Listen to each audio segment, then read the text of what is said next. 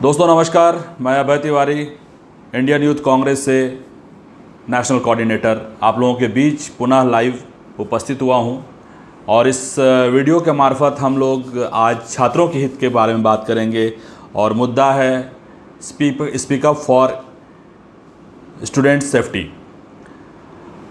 आज ये बात हम लोगों को इसलिए वीडियो में आके बोलना पड़ रहा है क्योंकि कोरोना वायरस का जो संक्रमण है वो डेली 1-1 लाख 2-2 लाख के लाखों के आंकड़े में बढ़ता जा रहा है और ये एक बहुत ही बड़ा और चिंता का विषय है कि इस तरह का आंकड़ा हमारे देश में फैल रहा है और हमारी केंद्र सरकार इस पर गंभीर होने की बजाय और ऐसे फैसले ले रही है जिससे कि यह संक्रमण और बढ़ सकता है।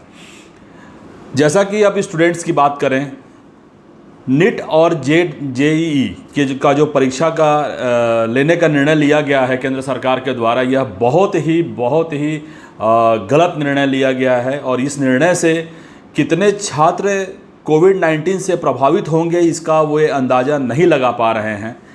यदि ईश्वर सब कुछ कुशल मंगल रहा तो बहुत अच्छी बात है, मगर कहीं कोई आपदा इस तरह की आ गई, लाखों के तादाद में स्टूडेंट्स आएंगे एग्ज़ामिनेशन के लिए और वो सोशल डिस्टेंसिंग का पालन नहीं कर पाएंगे। वो कितने भी लाख दावे कर लें सरकार कि सोशल डिस्टेंसिंग का हम पालन करवाएंगे, तो वो किस हद तक करवाएंगे, कहाँ करवाएंगे? वो केवल करवा सकते हैं परीक्षा केंद्र के अंदर तक। परीक्षा केंद्र के बाहर जहाँ पब्लिक प्लेस पर जब स्टूडेंट्स आएंगे वहाँ आपस में एकजुटता होगी, एक साथ निकलेंगे, एक साथ संक्रमण के दायरे में आएंगे, तो ऐसे सिचुएशन में वो लोग क्या करेंगे? यदि एक व्यक्ति भी संक्रमित होता है तो पूरा का पूरा परीक्षा केंद्र को ही हम आइसोलेशन में हमें रखना पड़ेगा और ये एक बहुत बड़ी विडंबना होगी केंद्र सरकार के लिए। मैं NSUI जो कि कांग्रेस पार्टी की छात्र संगठन इकाई है, उनके राष्ट्रीय अध्यक्ष का मैं समर्थन करता हूँ। इस पूरी ऑर्गेनाइजेशन का मैं समर्थन करता हूँ जो हमेशा से छात्रों के हितों में काम करती आई है और उनके लिए आवाज़ बुलंद करती आई है।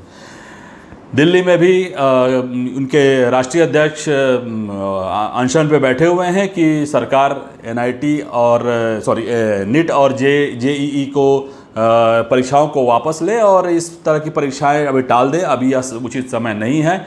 देश का भविष्य हमारे बच्चे हैं, हमारे स्टूडेंट्स हैं और उनका भविष्य ज़रूर इस परीक्षा के मार्फत बनता है, मगर जब बच्चे ही नहीं रहेंगे और बच्चों को ही तकलीफ़ होगी तो ऐसी संवेदनहीन सरकार के रहने का क्या फ़ायदा है। और ऐसे हमारे छात्र जो भविष्य हैं, इस देश के भविष्य हैं, वही संक्रमित हो जाएंगे, वही अस्वस्थ हो जाएंगे, तो ऐसे में हमारा देश कैसे आगे बढ़ेगा?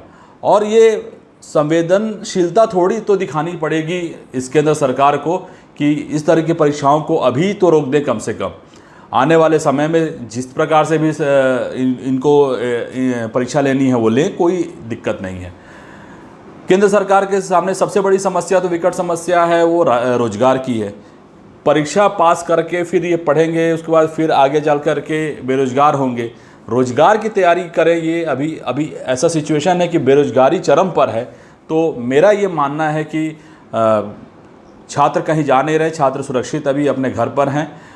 कुछ समय रुक जाएं, 1 महीना 2 महीना 3 महीना रुकने के बाद से इसका पुनः परीक्षा लेकर और छात्रों का भविष्य भी सुरक्षित रहे, उनका स्वास्थ्य भी सुरक्षित रहे और उनके जो अभिभावकगण हैं वे भी चिंतित ना हो, ऐसा कुछ उपाय करे यह सरकार। और मैं पुनः मांग करता हूँ, समर्थन करता हूँ कि गवर्नमेंट इस पर सोचे, विचारे। और मैं NSUI के जो आंदोलन छेड़ी हुई है छात्रों के हित में, मैं उनका समर्थन करता हूँ।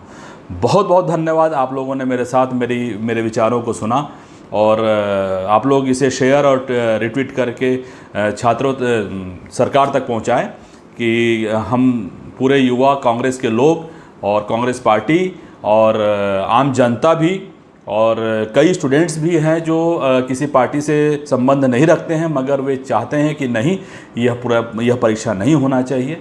तो उनके विचारों को भी लें और उनके हितों को ध्यान रखें और इस तरह से एक अच्छे डिसीज़न ले सरकार और सभी को सुरक्षित रखे।